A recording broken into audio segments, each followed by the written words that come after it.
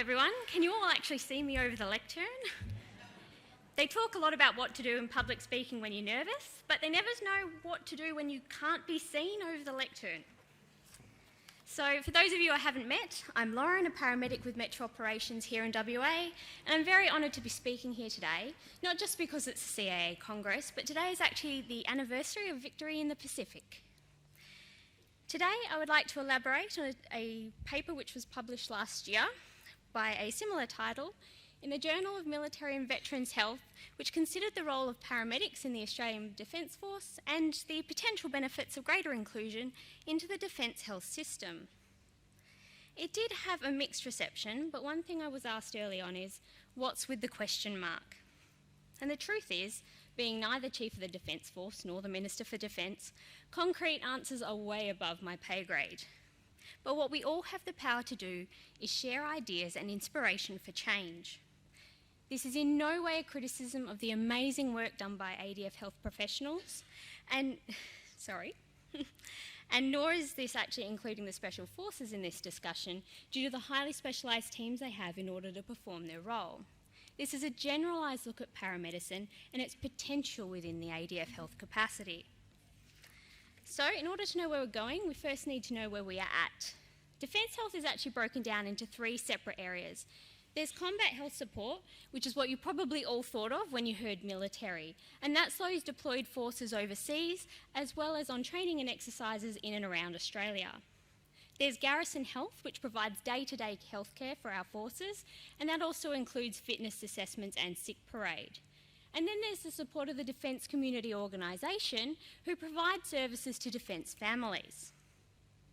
The Defence White Paper, published in 2016, outlines the strategic plan for Australia's security, and they actually forecast an increase in defence personnel number to 62,400 by the year 2025, which is going to increase the pressure across all three areas of defence health.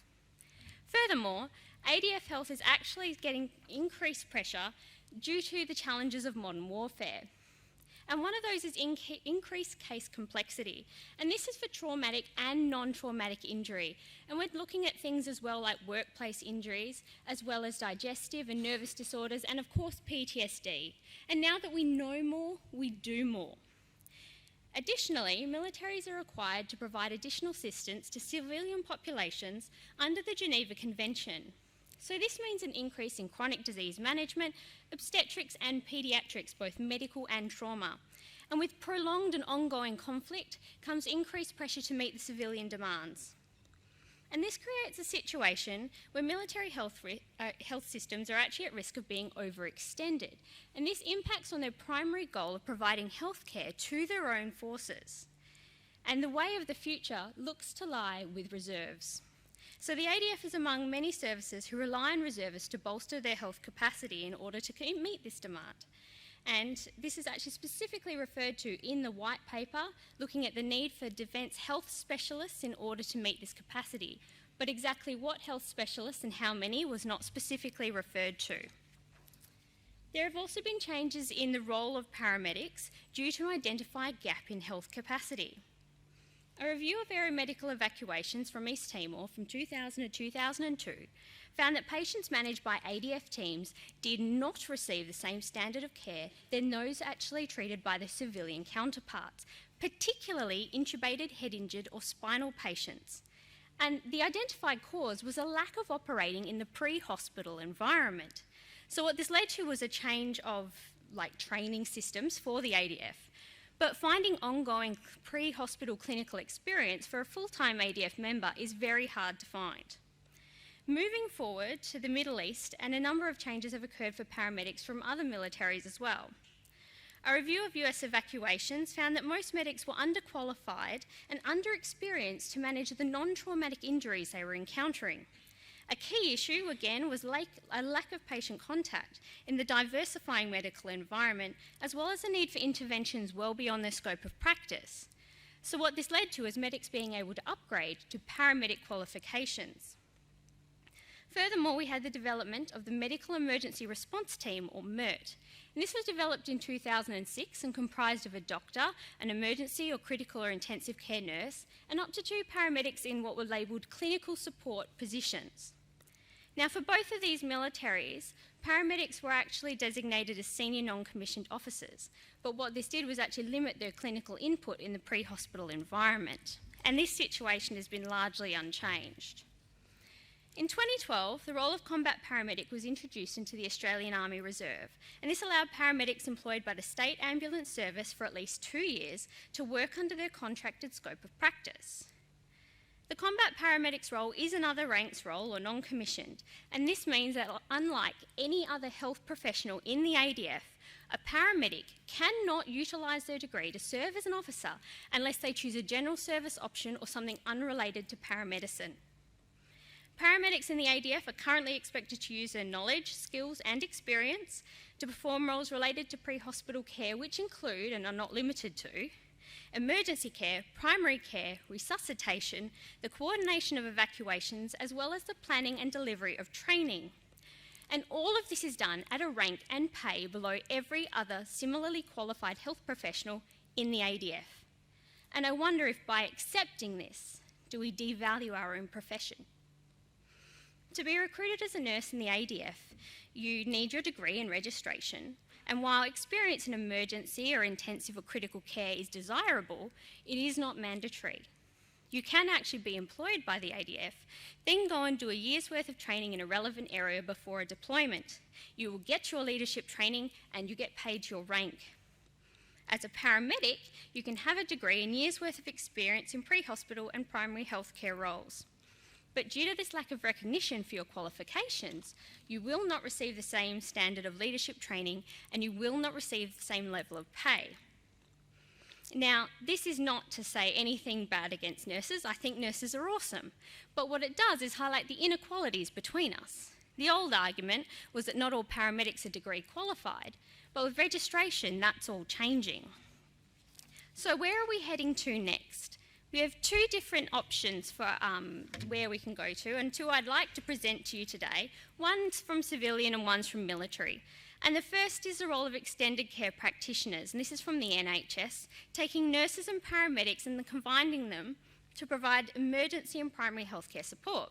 So they did non-complex patient assessment, management and referral. And a literature review by Hill, McKean and Price actually found them to rate very highly in areas of both patient and staff satisfaction, as well as being cost effective. Now, what I like about this is that it has nurses and paramedics working together as equals, removing the disparity of rank and pay and making most of what each can do to benefit the patient and the system. And it also demonstrates how paramedics are able to operate outside of the traditional spheres of ambulance care. And having a RAF background, I see this as something that we could take into an entirely new role of aeromedical evacuation officer.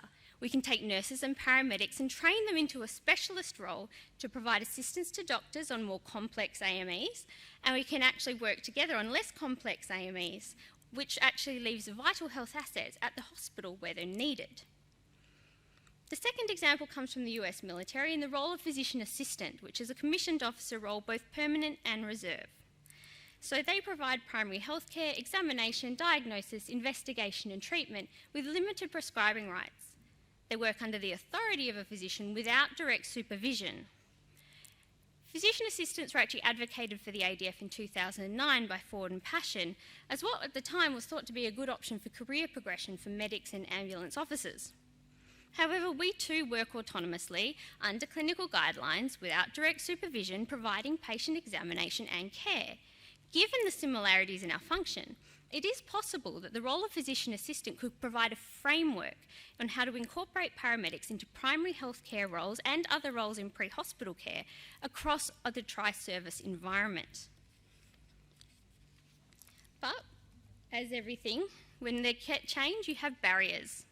And one of the biggest encountered by both civilian and military alike is this long-entrenched mentality that paramedics are nothing more than swoop and scoop emergency responders. In response to my article, I was directly approached to be told that military life isn't all lights and sirens, so I wouldn't like it. But my day job isn't like that either. And in the last decade, there have been a lot of changes as to what is expected of a paramedic. We're more than just swoop and scoop, and education standards are reflecting that. We are becoming increasingly integrated into primary and healthcare systems, especially in regional and remote areas. And we're doing other things as well, like health promotion, training and development, and these things all count as well.